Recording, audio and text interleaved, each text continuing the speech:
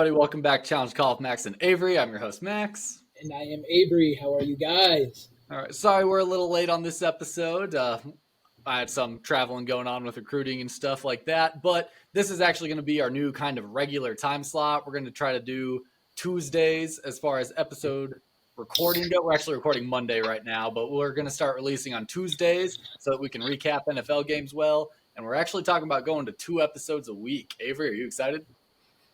Oh, man. Pumped. Let's do this. I'm hoping it kind of gets everything kicked off, ready to go for us. Because 2 episodes a week, why not? Might as well. More the fun. It's so much more fun. So much easier to get a more in-depth recap and do a lot better preview. So I'm excited. And that being said, we'll get right into the stuff we have today because we have a big episode today.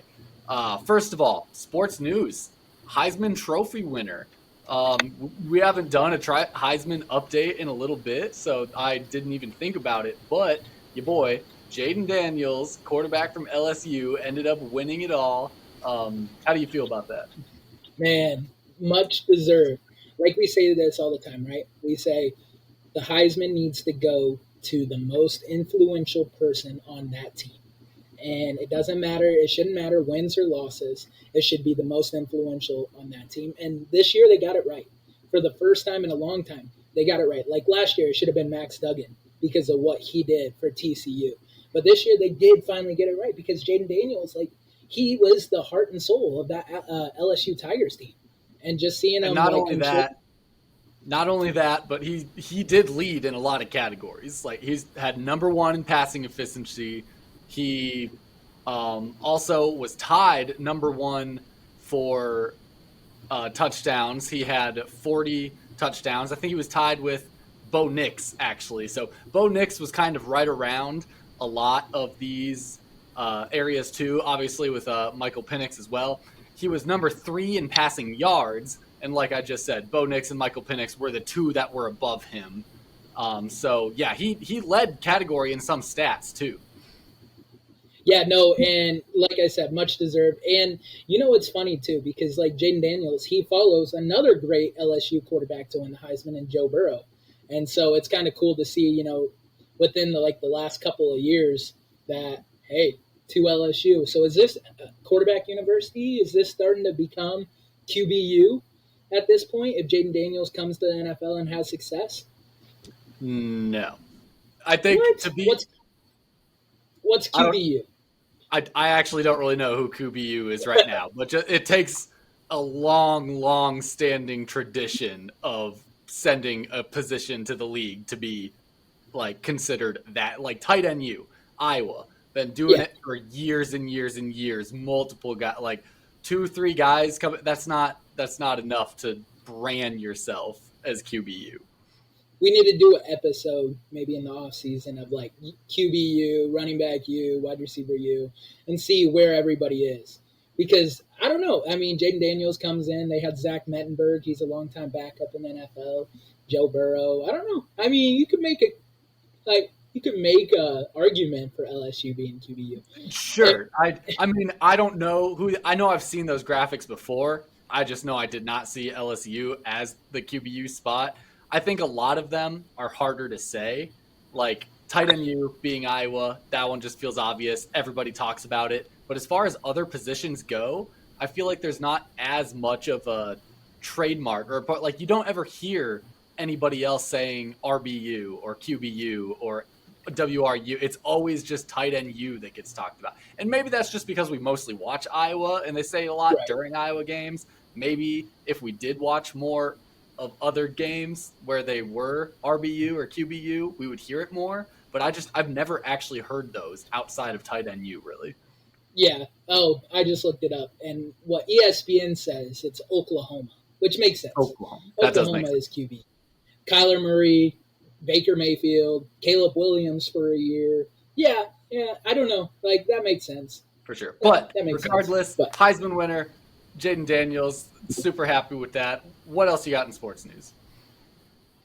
Yeah, so I have Shohei Ohtani, one of the biggest names in Major League Baseball. He's a pitcher and he's also plays position, so he also hits. And he's probably the best player, generational talent and he just signed the largest contract ever in any sports. 10-year, $680 million. He went from the Los Angeles Angels to the Los Angeles Dodgers. So he didn't move far, just switched teams in LA, but they just paid out a big penny. I know the Cubs were in the running for this guy, and it would have been cool to have him, but that's so much money in a salary cap, dude. Baseball is crazy with like the amount of money that like some of those guys get.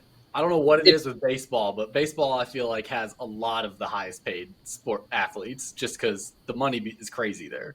Right. And see, and the thing is, like, I know you don't follow it as much as I do, but Ohtani, like the reason he got paid this much money is because, well, he led the MLB in home runs this year, and he had one of the lowest ERAs, which is a pitching category, and he did really well, and he's an all-star, but he also had Tommy John surgery on his elbow, so he's not even pitching in 2024. So, like, the real question is he's just playing the field. He's playing center field in 2024. So you just paid $680 million for a center fielder, which is like, okay, that's a lot of money, dude. I mean, he'll be pitching in 2025, but there's no guarantee he'll be back to where he was originally.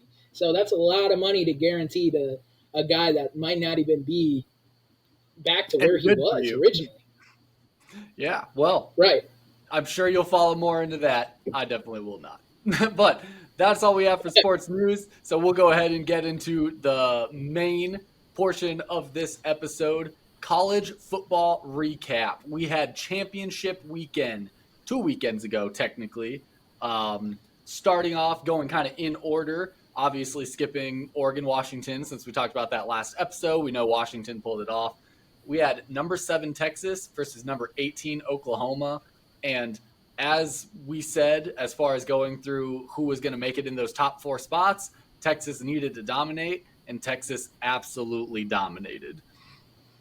Of course, dude. And Texas looks like a contender right now. Like, Quinn Ewers, man. Like, it, and this is what I got with Texas, because there's a lot of Texas fans. So, like, my buddy Phil, he's a Baylor fan, but he also supports Texas, like we do with Iowa State. Sure. Support your state. Yeah, support your state. And he, like a lot of Texas fans, want to see Arch Manning on the field. Why? Like, that's my question. Why? You have this superstar quarterback in Quinn Ewers that has literally transcended Texas's program from being a middle-of-the-pack Big 12 school to the Big 12 champions and a playoff contender. He broke 2 Big 12 records in this game. Big 12 championship passing record, and he tied the touchdown record in championship game. So, yeah, no, like, I understand the excitement with Arch. It's just a legacy type thing. But at the same time, don't get too antsy to put him in over Ewers, because you know what you got with Ewers. Arch is still, young at this point, questionably a little bit of a risk at this point to completely fully make him the guy over a guy that you have that arguably could be winning a Heisman next year. Yeah, and Texas, like, the people don't realize that Quinn Ewers, I think he's only a junior. Yeah, he's going to be back. Wasn't he a sophomore or something? He's young. He's young. Redshirt sophomore. Yeah, no, he's got, if he really wanted to, Texas, especially going into the SEC, and a lot of those games are going to matter even more being in the SEC, that you win those big games. You're going to see Quinn Ewers as probably the next type Trevor Lawrence in 2 years coming out of the draft, being Definitely. That bona fide number 1 pick that everybody talks about. Oh, Caleb Williams, blah blah blah, or Trevor Lawrence. That's Quinn Ewers in 2 years. I guarantee it, because he's balling out at such a young age, and that makes you question Arch is going to leave because you wonder, right? Like, you have to think okay, this guy is a sophomore above you. Are you sticking around the entire time to play for 1 year, your senior year? And a guy with the name Manning on the back of his shoulder, on his shoulder pads, he's not going to take a red shirt. No. He won't. He'll go to another SEC Big Ten school and he'll start. Come to Iowa, Arch. I would love to have him come to Iowa and just be like, hey, here seems like an open spot that kind of needs a guy. Yes, please. But speaking of, I think I'd take him over K-Mac. Definitely. Speaking of the Texas going into the SEC too, did you see when the Big 12 commissioner came out to give Texas the trophy, you could hear the booing coming through, even on the TV. It was just deafening. They were just raining down boos on him because he actively rooted against Texas, like Yeah. during the season because they were leaving. I was like, I didn't know that. And when I saw him coming out and heard all the, I was like, what's going on? Like, everyone hates this guy right now. What's happening? Yeah, no, and well, that's on the Big 12, man, because like a powerhouse like Texas and Oklahoma, like you got to keep them in conference if you want to be relative. Like, and I mean, you get it. Like, I mean, look, Utah's joining the Big 12, right? So, I mean, they're not losing star power, but they're losing bona fide star power. Like, they're losing two top 10 teams that have been in the college football playoffs. And now you're going to lose these guys to the SEC, and you're at risk. You're at risk of Texas has been the Big 12. And that's why. I think that's why like booing has occurred. Because like Texas, like you think Texas, you think Big 12. How do you lose your statement like of the Big 12? It's like Michigan leaving the Big 10. Like if Michigan left the Big 10, that would be a similar situation. You lost your bona fide star because Sure. you didn't But get the team. the booing, the Texas fans don't care if they're in the Big 12 or the SEC. Like the Texas fans are the one booing, so they don't give a fuck about booing the Big 12. True. It's because the Big 12 commissioner, like he gave a speech or something during Texas Tech, and told Texas Tech to beat Texas. And apparently this was like a season-long thing of like he was showing bias against Texas and stuff. That's what, and because they were leaving, I assume, and that's why they were all booing him. Like you actively rooted against Texas, and we just won this. Now you're handing us our trophy. Like that, if that's not the biggest middle finger ever to the commissioner, I don't know what is. For sure, 100%, which is awesome. I saw his face during it too. He did not want to hand that trophy over to Steve Sarkisian.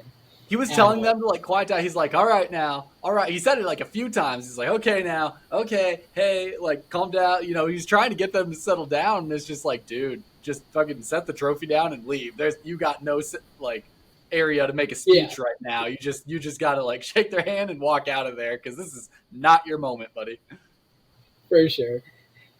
What? Yeah, next game we had Georgia versus Alabama, the big one. Upset did occur as somewhat expected, but also like a little unexpected. Anyway, Alabama did win it 27-24. So number 1 Georgia went down. Number 8 Alabama won the SEC championship, and that is where the conundrum all began. First, any initial thoughts on this game? Solely this game. We'll get into everything else that came of it later, but any thoughts on this game specifically? I want to say one thing. Jalen Milroe grew so much throughout this year. There was fans booing him at the beginning of the year because he wasn't a great passer. He put Alabama's offense on his back during this game, and it really showed. Like, and that's what an Alabama quarterback does, man. Like, you look, Alabama has a, like we talked about QBU being Oklahoma, Alabama's QBU. Tua, Mac Jones, and Jalen Hurts, right? 3 all-star quarterbacks. Well, Mac Jones, no, but 2 all-star quarterbacks and a starter in the NFL. Jalen Milroe, give him time, and he would progress. He progressed throughout this year, and the Jalen Milroe we saw in the beginning of the year would not have taken out number 1 Georgia and put the team on his back. Yeah, Jalen Milroe is definitely like most improved player so far this year compared to what he was back during the Texas loss, compared to how Alabama is doing now. That's going to be potentially, we'll talk more about it in a few games here, very interesting matchup that we could get in this college football playoffs this year. But that being said, moving on into our next game, we had the ACC championship with number 4 Florida State versus number 14 Louisville. Florida State did win it 16-6. Nothing glamorous, but they did win. So they did become the undefeated ACC champions. I didn't watch any of this game because it was during the Iowa game. I assume you didn't watch any of this game either because it was during the Iowa game. Yeah, no, I didn't watch it. And granted, we'll talk about it in a sec. We'll talk about it as yeah. I kept track of the score a little bit, like I gave my check-ins and whatnot, but yes, did not watch. Anyway, so that leaves us lastly with the Big Ten championship, number 2 Michigan versus number 16 Iowa. Of course, Michigan won it. We all knew that was coming. But the score was 26-0, nearly half of what it was 2 years ago when Iowa and Michigan played in the Big Ten championship. So I'm fairly satisfied with that. Realistically, it probably should have been 19-0 if you take away a incompleted pass that was called an interception, or that was called a fumble. But we'll talk more about that as we talk about this game. Avery, what are your thoughts on this game? Okay, yeah, this game, bullshit. I mean, okay, one thing with this, right? The Michigan Wolverines, they have a great football team. I mean, they're well coached. I don't know if you saw the rumor, Jim Harbaugh just got an extension at Michigan. So I don't think he's coming to the NFL. And so that sucks. But Michigan, great coach. Like, they are very well coached. Jim Harbaugh, they got those boys playing well. One thing about Michigan that makes me question everything about them is they never drove the length of the field except once against Iowa's defense. One time they drove the length of the field and they scored 3 points. Realistically, we were driving on them. Ostrenga fumbled the ball. We were at our 40-yard line. He fumbled the ball. We should, going into halftime, it should have been 6-3 Michigan. 6-3. Arguably 3-3. Arguably 3-3, but that kick return. So that's why I'm saying that they drove the length of the field on their first possession, and they kicked 3. We fumbled the ball some way halfway through the second quarter, and they got, they didn't do anything. They punted it on that. So they didn't capitalize, but we should have kicked the field goal, and we should have went up 3-3 or tied 3-3. And then that kick return happened 3 minutes left in the second quarter. So that's why I say 6-3, because that was a breakdown on our special teams, which that never really happens on Iowa's special teams. And did you notice that the guy who made the tackle was actually the original guy who missed the tackle on the very first, he ran all the way back down the field, caught up with him, and did save a touchdown at the very least. They still only came away with 3. Which is impressive because they were at the 12-yard line. So one thing, Iowa's defense showed up. Iowa's defense, realistically, they showed up this whole game. They played their heart out, man. They did everything. They were even saying that Iowa was the boa constrictor because they compared Michigan's defense as a boa constrictor all year. And I remember Gus Johnson announcing during the game, Iowa's defense is the real boa constrictor.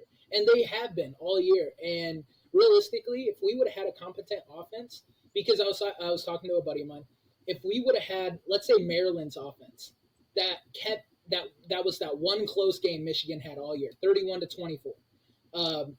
If we would have had Maryland's offense, we would have won this game. Realistically, we would have won this game. Oh, easily.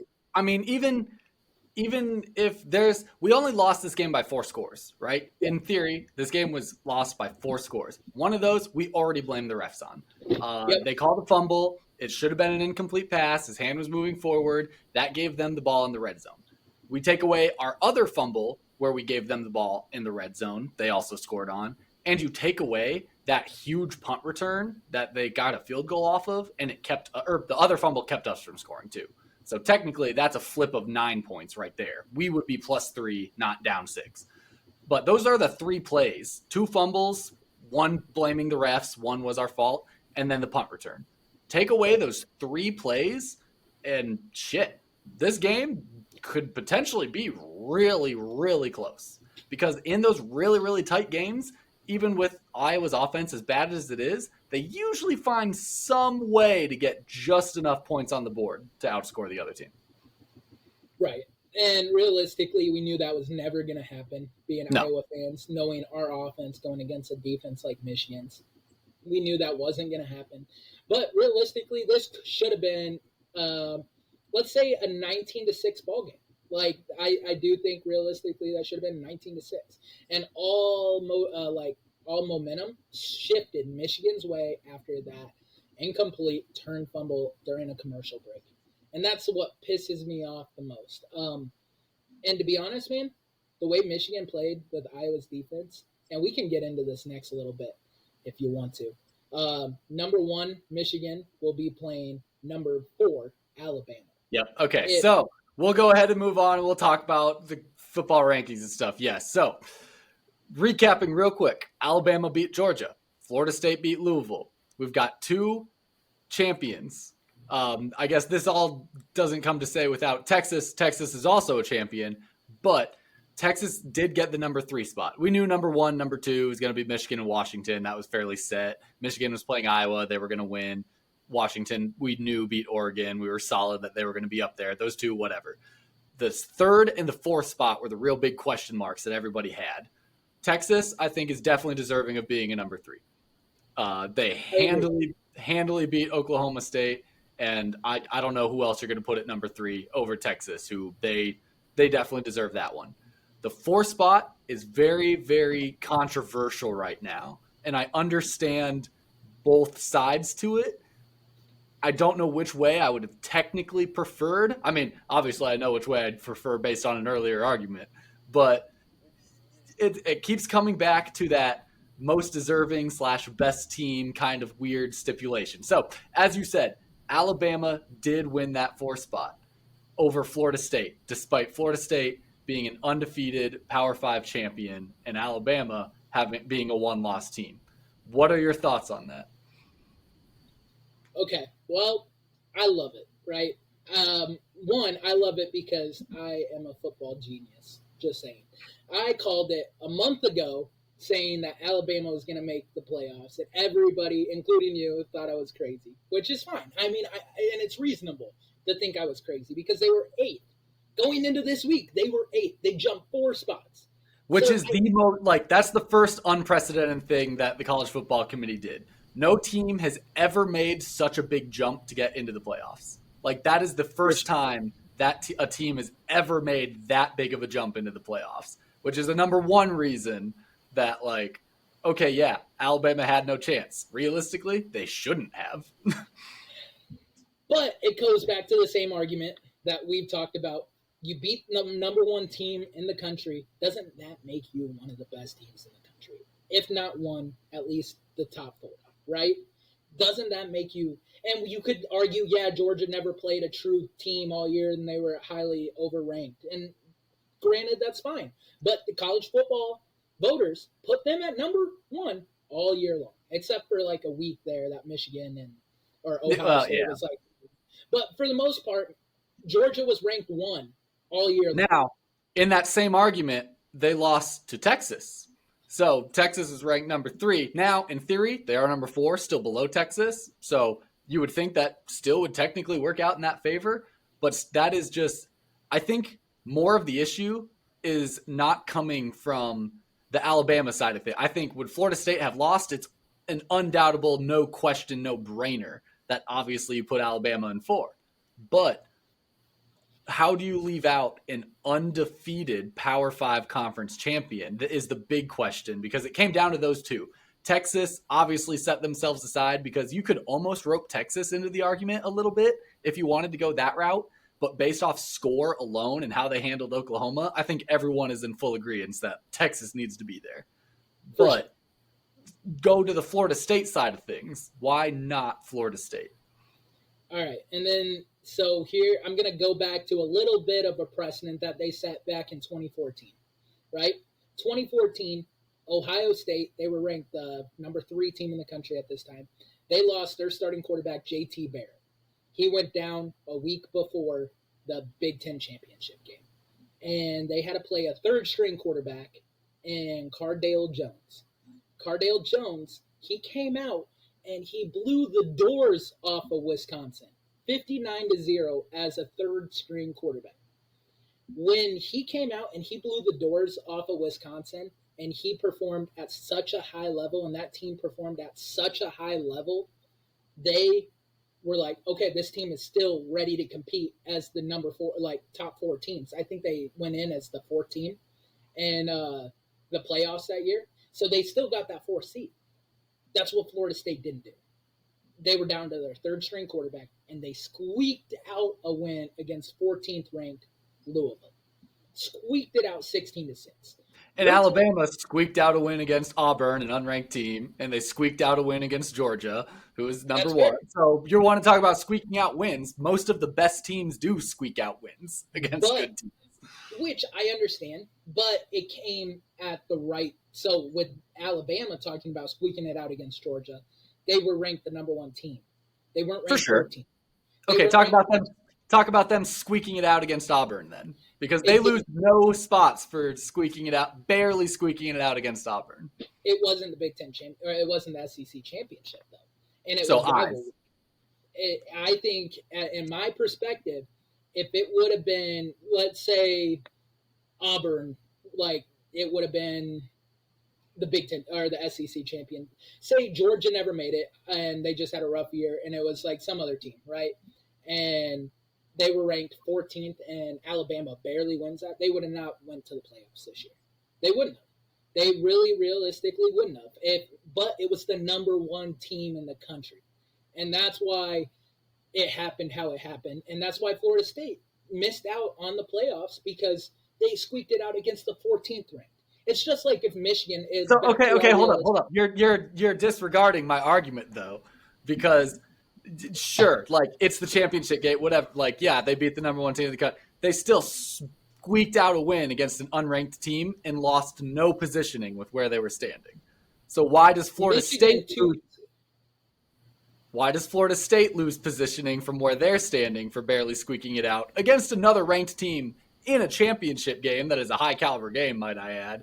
Whereas, yeah, it's rivalry week for Alabama Auburn, but still, like, just the squeaking it out argument has never applied to like how they do rankings and stuff like that. Because I see really good teams squeak it out all the time, and it doesn't really change anything in their eyes. A win is a win is a win. Right, but it wasn't in the championship game. That's what I'm saying. So, it wasn't. So your argument is completely that Florida State is getting screwed because they just squeaked out at the wrong time. Yes, it is, because that's exactly what you're saying.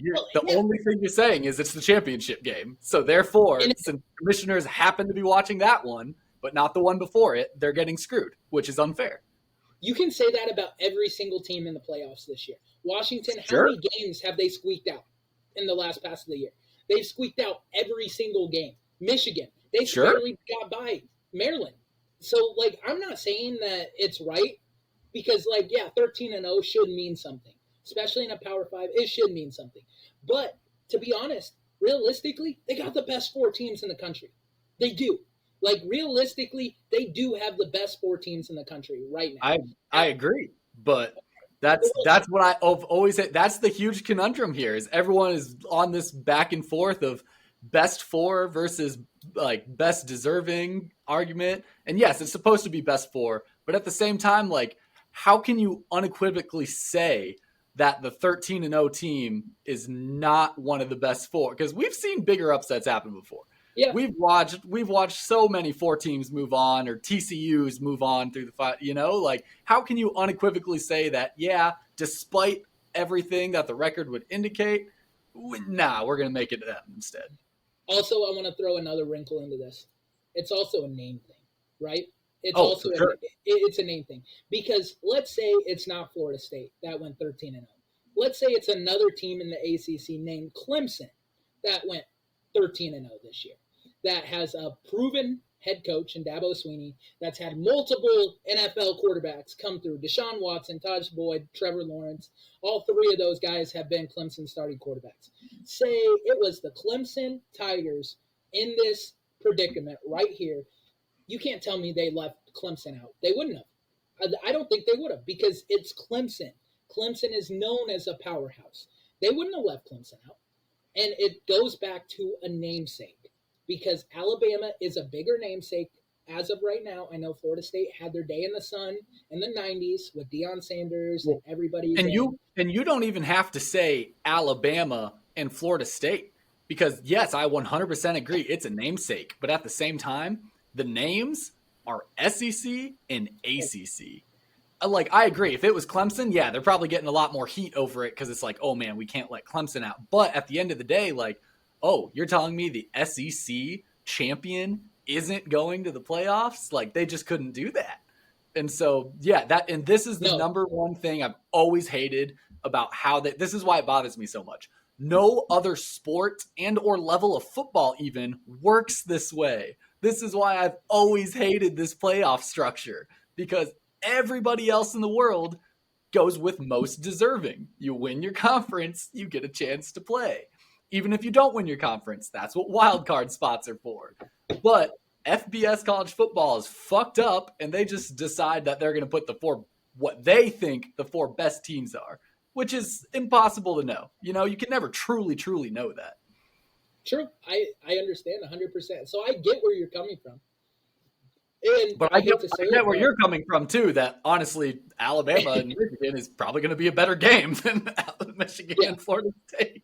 Because it would have just been a cakewalk for Michigan at that point. Like, to be honest, Michigan compared to Florida State.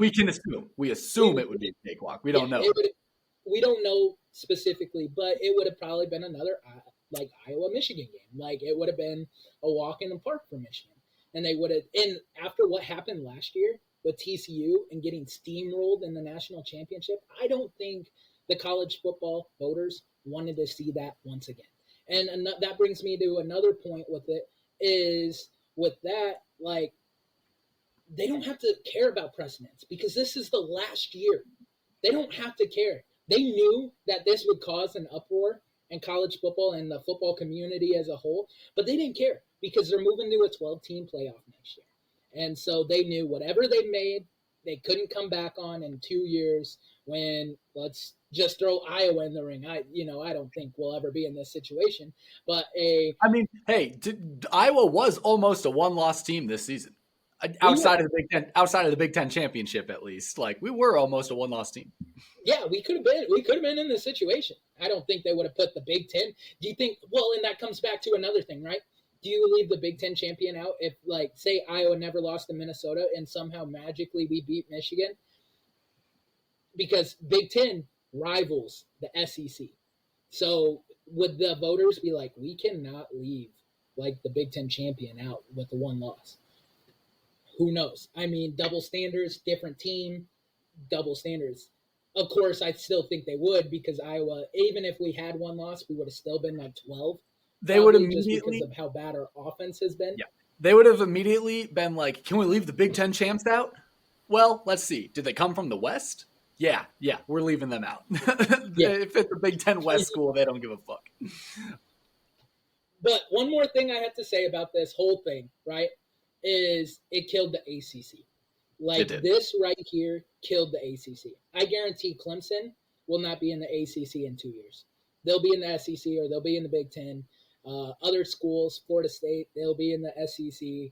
Other schools, right now, or the Big 12, like, this killed the ACC because leaving them out the way they did, the ACC probably feels screwed over, which rightfully so. 13-0 evidently doesn't mean shit to college football fans and college football voters, and they're a dead conference walking. It's similar to what the Pac-12 has been the last couple of years. This just proved to everybody the ACC doesn't matter. Exactly, and I don't know if they necessarily care at all about making conferences equalized or trying to keep things like that. I mean, I would appreciate the Power 5 conferences to all be a fairly similar power or whatever you want to say. And you're doing a horrible job at it by allowing this kind of thing to happen. Like, of course, every team wants to be in the SEC when you're going to automatically put the SEC champ in the playoffs compared to the ACC, who you're just going to ignore an undefeated season. Like, duh, you're ruining college football right now. Now, like you said, things are changing. So it does matter, but it doesn't. Yeah, and but it's going to be the same thing with the 12 team. It's just instead of 4, it's going to be 12, 13, 14. Who gets in?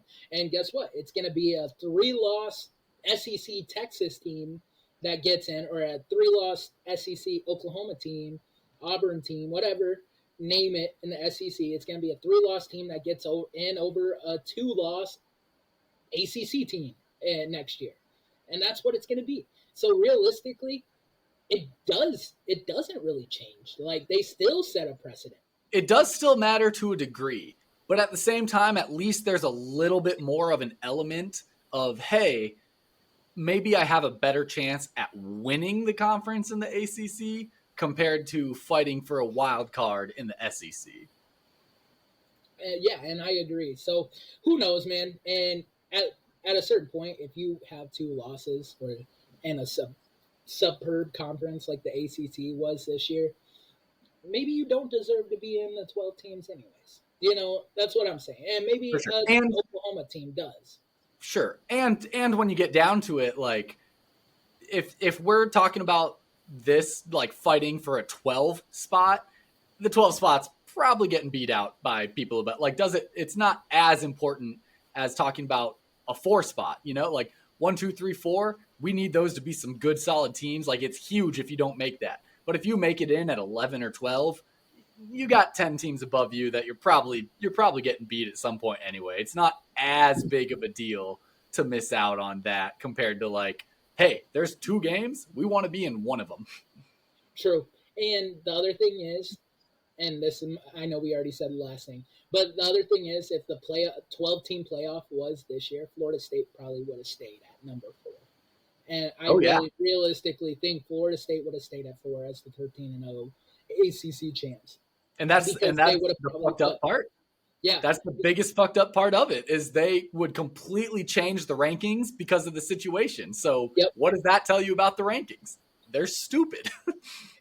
Either 4 or even 3, because I guarantee it would have probably went Michigan, Washington, Florida State, Texas, Alabama, then Georgia at 6. I agree. Yeah, and they'd keep Georgia in too, easily. Yeah, and Georgia at 6.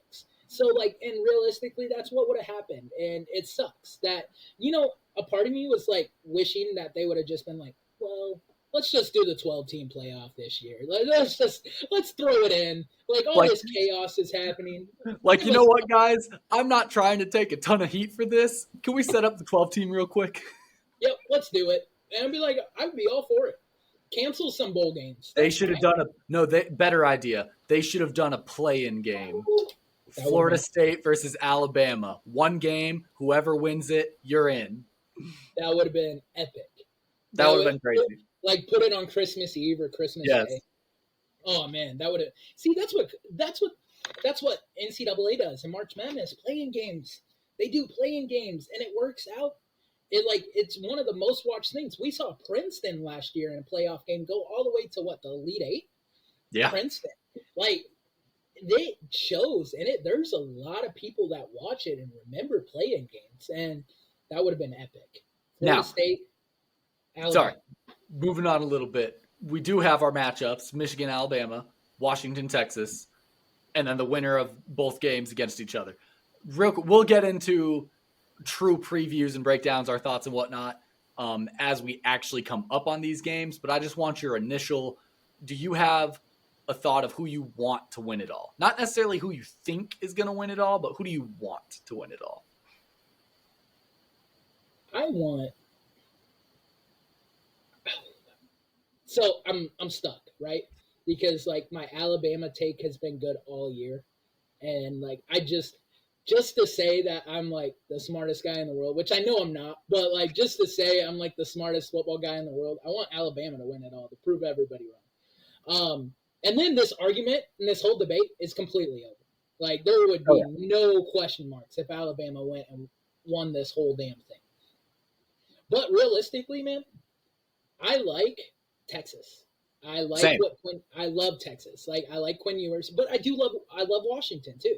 So like whoever wins the Washington number 2 versus number 3 Texas, whoever wins that game, I think I want to see win it all. Which to be honest, and this is gonna sound weird, right? But I think Washington pairs up better against Michigan, but I think Texas pairs up better against Alabama.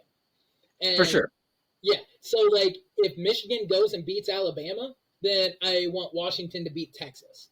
And if Alabama goes and beats Michigan, then I want Texas to beat Washington. Because I think whoever is in that 2-3 matchup, I want it to win it all. I want them to win it all. That's fair. I like Texas. I kind of like Washington. I get what you're saying. It'd be nice to have like a Pac-12 champion. To go out right. Yeah, right as the Pac-12 disintegrates. But I don't know. I like Texas. Something about Texas just kind of coming from the bottom, program that's been down for a while, and then coming out and just being like, hey, we're here to fucking play. I don't know. I kind of like the Texas storyline. I kind of fuck with it. As far as Michigan, Alabama goes, I'm honestly a little torn. Like, I would kind of enjoy seeing Alabama win it just for a distaste of Michigan a little bit. But then all at the same time, I would also kind of enjoy to see Alabama get their ass handed to them just so I could make the argument of like, hey, Florida State might have been like, it might have been just as bad with Florida State in it, but you can't make the argument that like, hey, we don't want to watch a really crappy game. Put Alabama in.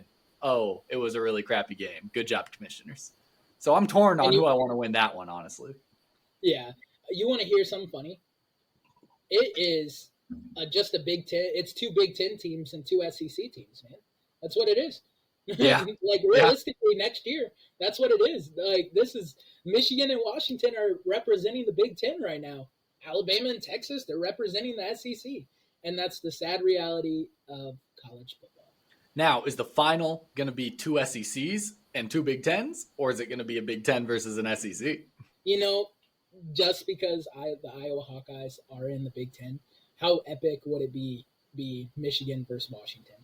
Like it would be pretty cool. Like to be honest, like I feel like we see red, and this is just like such a dumb saying, but I feel like we see teams that wear red all the time in the Big Ten or in the national championship. I'm tired of seeing teams wear red.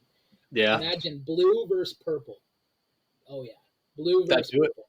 That'd be a good one. Or blue versus orange. That would be a good one too. That would work too. I'd be good with that. We like orange. We like orange. And we like blue.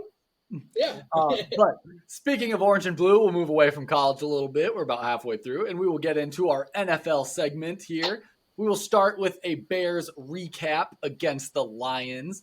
Bears won it 28-13. This is the first back-to-back wins the Bears have had under Matt Eberflus.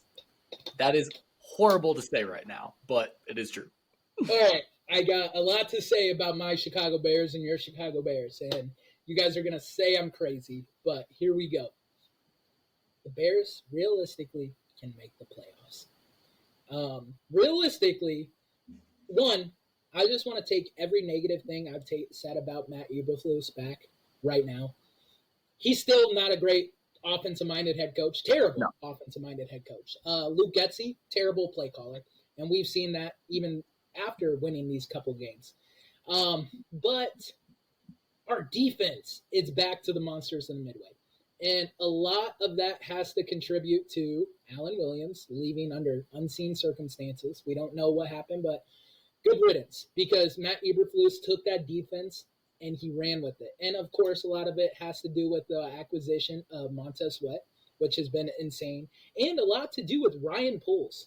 And I don't think he gets a lot of credit, but we passed up on Jalen Carter in the draft from Georgia, and we went out and we got this second-round defensive tackle that was a little heavier and a little slower than everybody else, but Gervin Dexter. And, man, he's came on the scene the last couple of weeks. And a lot of the rookies that Jaquan Brisker, Tyreek Stevenson, Gervin Dexter, all these rookies are starting to play into their own. And it's amazing to see. I don't think you have to feel too bad about what you said about Eberflus, because a part of his job is doing what he knows how to do. And early on, he was not doing what he knows how to do. He was trying to be an offensive coach. He was trying to be big on fields and big in the offense with Luke Getsy, and that's not who he is. He is a defensive guy through and through, and we've seen that from him taking over as the defensive play caller. So I would love to see him come back as our head coach next year if and only if he stays on the defense and just lets the offense be with an offensive coordinator who is competent and controlling. And that's what I was about to say. Like, that's going to be the biggest thing with Matt Eberflus coming back next year. You need to go out. You need to hire a prolific offensive coordinator or a former head coach that was an offensive coordinator prior. You need to go get someone that like knows the offense through and through and that can mentor you as a coach and be willing to listen to the feedback. But one thing with this, dude, is that you can see the team buy in for the first time. Like, did you see Tyreek Stevenson patting Eberflus and hugging Eberflus walking out to the post-game handshake with Dan Campbell? I didn't. Dude, in a weird way, you can't be unromantic with sports because, like, you can see the mentorship that these coaches mean to these players, even at the highest level. Like you probably see it as a tight ends coach. You see how much of these players look up to you guys because they should, because you guys are a big part of their life. You guys do a lot of great things for them. You guys don't just make them a better football player, you make them better men. And even at the NFL game and seeing a team rally around like the head coach that was like on the very, very scorching hot seat, like ready to get fired. And he's back, man. And the Bears, I'm not saying we're back, but we're close. We're Because close. our We're right defense, there. and one, I just want to say Justin Fields, like through all the adversity, through all the talk of you getting replaced throughout the year, you had a great game. You didn't do anything to lose us the game. You made good plays. You were competent. On that 4th and 13 to DJ Moore was beautiful. It was Rodgers-esque. Like he got him off sides with the hard count and hit a laser to DJ Moore for like a 43-yard touchdown. That's beautiful. Your running ability, it's coming into his own. And don't look Now, now. Now, I think arguably he still could have used a reliever because we started to see a little bit of concern toward the end of the game there. Like that fourth quarter-ish territory, I know I was snapping to you. I was like, oh boy, like Fields is starting to turn into fourth quarter Justin. Maybe it's time to pull him. But the beautiful thing, it was only one possession, and then we punted. Our defense stopped Jared Goff. I think we got a pick or something. Oh no, Sounds Jared about Goff right. fumbled. He fumbled the Yes. ball. He fumbled the ball, and then Justin hit like a 3rd and 9, and he ran like what he's good at. Like he rolled out, no one was there. He ran, got the first down, and then kicked the field goal. We went up 12, and that was the game. And the biggest thing from this game too is he used his feet a ton. Like he was running around, but he was doing what he was getting the yards he needed to get, and he was going down. He got his first downs, and he slid.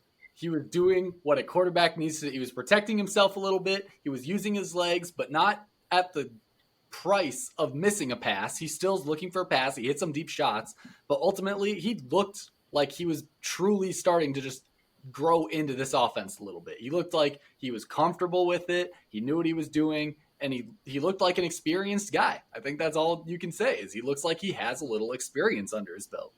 Yeah. And the thing is with Justin right now, man, he is now 10 and 26 as an NFL starting quarterback. So he's still not great, but think about what he's went through his last 3 years. And like we are finally last year we said that we saw progression within, right? We saw progression, but we weren't winning games. We're winning games. We're winning games. He's putting it together.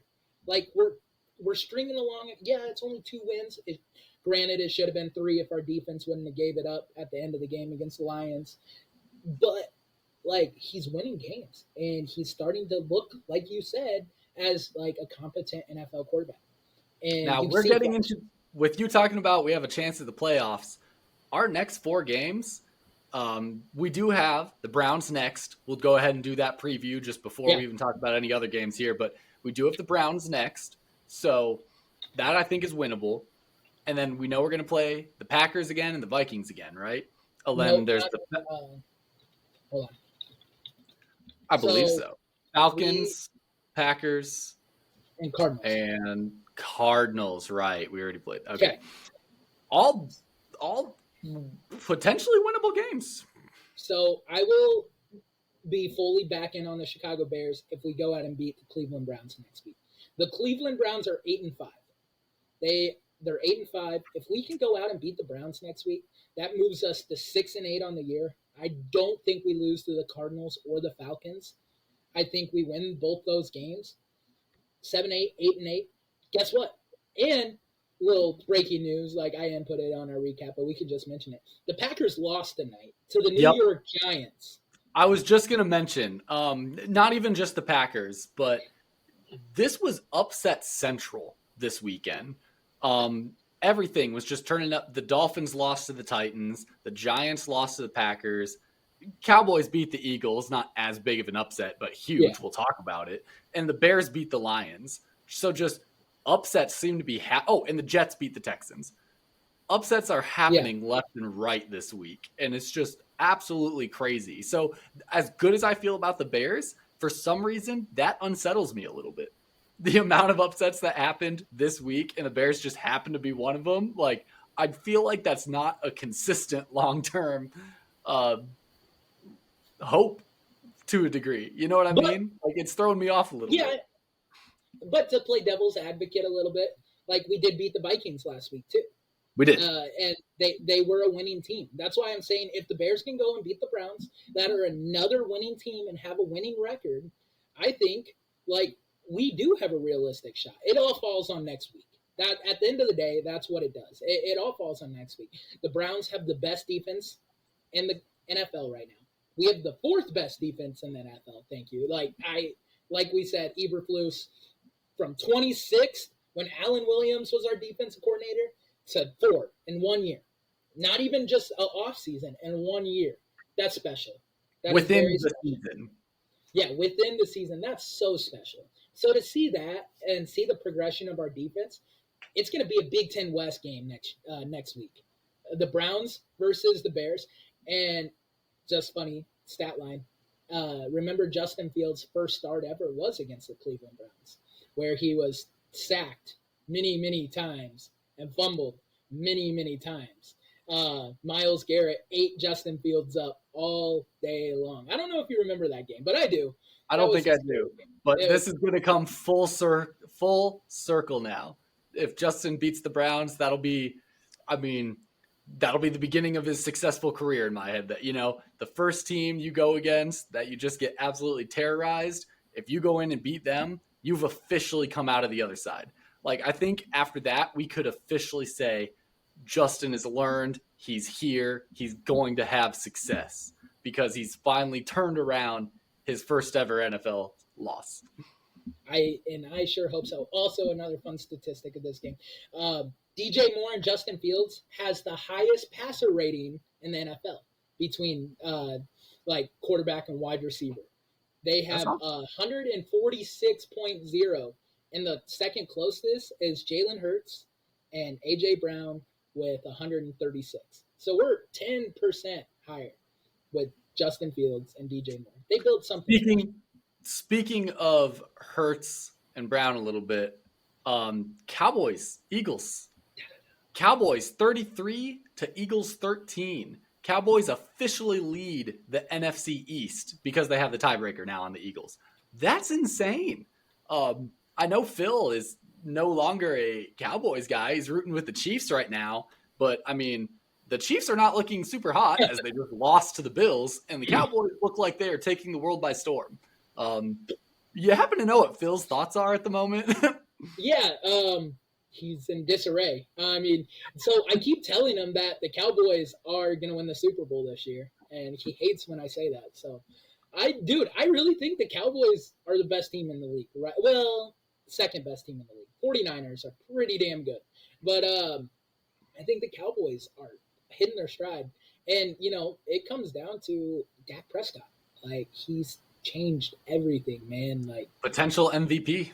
Yeah, no way. He's the front runner for MVP right now, which is awesome. Like, this is a guy that people started doubting last year and 2 years ago because they always lose. Like, they always lose in big games. Well, this was a fucking big game. This was Sunday Night Football for the division, pretty much, to lock it up, and the Cowboys came out and kicked ass. They have a team to beat right now. And, dude, I think the Cowboys could lock up this first seed because with the Lions loss, with the Eagles losing, I think the Cowboys have a real good shot at getting that first seed. No, definitely. The Cowboys look hot. It's the same principle as Texas going in and beating Oklahoma State. Like, they didn't just win. They fucking handed their asses to them. So definitely Cowboys, they are technically number 2 in the playoff thing right now just because the 49ers have it locked in the West. So they're at 1. Okay. But obviously, and they have the head-to-head. They do have time. So 49ers are 1 in the NFC. Yeah, that's all. 49ers are 1 in the NFC right now. Cowboys technically 2, losing that head-to-head. 49ers have clinched a spot officially in the playoffs. Because Cowboys technically haven't yet, but they're going to be there. They're going to be it. They're sitting 2. So in the Cowboys, we're going to find out who the Dallas Cowboys are. within the next 3 weeks. They play the Bills next week. Yep. They play the Dolphins. Which is going to be hard, but at the same time, the Bills are sitting at 7-6 and haven't necessarily been great. They did just beat the Chiefs, but they're very inconsistent. So who knows which Bills are about to show up? Yeah, and then they play the Dolphins, which, well, they lost tonight. So realistically, who knows what the Dolphins really are? And then they play Detroit. So, like, and we don't know who Detroit is the last couple of weeks. They've kind of started to fall off. So we really don't know, dude, where the Cowboys are. And we don't know where a lot of these teams are. And that's just the fun of it right now. But going back to... Oh, sorry. I was going to say, we'll talk more about that later this week when we do our second episode of the week. We'll do our preview games, and maybe we'll get into a little bit of the playoff picture going on into that. But what was you about to say? I was just going to transition us into the Chiefs versus the Bills. Oh, I already mentioned it. Bills beat the Chiefs. Well, I mean, you want to talk about the offsides? Yeah. Or post game, same difference. Yeah. Offsides leading into the post game. Yeah. What was it? Kadarius Toney lined up just over the ball, like way over. Just I don't know how you do that. The Chiefs receiving group is because they're the ones causing they're dropping passes, they're getting penalties, they're lining up offside. Like Patrick Mahomes has to be frustrated as hell, which obviously he is. As you want to talk about that post game? Yeah. So Patrick Mahomes, Josh Allen, they shook hands at the middle of the field, right? I'm trying to look it up to see exactly what he said. He said, "Worst call I've ever seen." Something to that. He said that offside. That was the oddest fucking call I've ever seen. Fucking terrible. The refs fucked us. And he said that exactly to Josh Allen. Josh Allen played a good game. He's had a rough year. Josh Allen played a really good game. And when you go shake another quarterback's hand, it comes back to sportsmanship. Yeah. Just say good game and move on. Like you don't even have to say shit. Yeah, you don't have to say shit other than, hey, good game. Turn away. You can say it to the locker room, that's fine. Just don't say it to the other quarterback. Josh Allen looked shook. He was like gonna say, hey, good game, or like he was ready to just say good game. I'm so tired of this Patrick Mahomes kind of bullshit this year. Like it's like he truly is becoming a diva in the NFL. Like, and I don't know if it's because of all the early success that he had, being the Chiefs quarterback and winning Super Bowls and being labeled as the GOAT in the NFL. I think it's definitely that success. I mean, especially for a young guy like him. Like he hasn't been around. He's not a veteran in the league by any means. You know, like he is a younger guy in the league who immediately came in and kind of became the league MVP. Yeah, that's going to go to your head real fucking easy. So no doubt it's just because of his youthfulness, and it's because of he's been treated like this for the past however many years now. So it's just kind of what he expects. He's a bit of a diva. Yeah, 100%. And a lot to do with the receiving corps, but it comes back to their play calling too. Like, and we've talked about it before. Matt Nagy is their offensive coordinator. You don't have Eric Bieniemy, and welcome to what we saw for the last 3 years prior to Matt Eberflus and Matt Nagy. Love that Matt Nagy is finally ruining the Chiefs, and we can be like, okay, you suck. Get out of here. Right. For sure. But yeah, so like that was just kind of bullshit. But man, props to the Bills. Like they're fighting. They're for sure. Like they started off rough this year. Like they had a bad start of the year, but the last couple of games, man, like they barely lost to the Philadelphia Eagles 37-34. They beat the brakes off of the Jets 32-6, and they just came out and beat the Chiefs. So let's see if the Bills really want to be in the playoffs, because if they can come out and beat the Cowboys next week, we're talking about the Bills being back in as like one of for sure. And another team I just want to mention real quick before we sign off here. Speaking of teams that were started off down bad and are making a hot run, how about the Broncos? Yeah, they beat the Chargers real handily. They had a tough loss against the Texans, but then they beat the Chargers pretty well, and so they are hitting their fucking stride. They're what, 5-1 in the last 6, 4-1. Yeah, 1, 2, 3. Five, 5-1 in the last six. This game. I was watching this game because I needed Justin Herbert to have a big game fantasy to go to the playoffs, and the reason the Broncos beat the brakes off the Chargers was because Justin Herbert went out in the first quarter with a broken finger on his throwing hand. So put an asterisk, I think, by that game because they were playing a backup quarterback. But still, win is win. I mean, they were playing a backup. So No more of this backup QB asterisk Florida State Bronco. I don't give a fuck. Broncos won handily. Let's roll with it. Tired of all these injuries dictating shit. I don't care.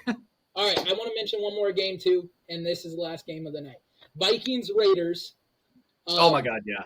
Yeah, Vikings Raiders. It went to 2 minutes left in the fourth quarter, and the Vikings kicked the field goal, and they won 3-0. Josh Dobbs got benched. Nick Mullins came in, and he led him on a touchdown drive with 4 minutes left, or field goal drive. Let's not get too carried away here. This was an Iowa Hawkeye football game here. It was rough, dude. Yeah, what would like the Vikings? I don't know. Yeah, you got Josh Dobbs. He is a backup. You needed to bench him. Millens is out. Sure, great, whatever. What's with the Raiders? What who's quarterback in the Raiders? Aiden O'Connell. Jimmy Garoppolo's hurt for the year. There you go. I was gonna say, I was like, why? How do the Raiders put up zip? That was the part that shocked me more so. Granted, the Vikings looked really good with Josh Dobbs just a few games back too, so that was a little surprising to me.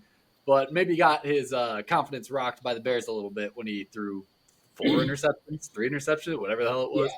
But that is definitely love to see a 3-0 game, right? Good score. That is all the time we have for you guys today. So we're going to go ahead and wrap it up. But we will see you later this week. Friday, we're thinking maybe. Saturday by the time it comes out. We'll let you know. You'll see when there's an episode. But Avery? All right, guys. Go Hawkeyes. And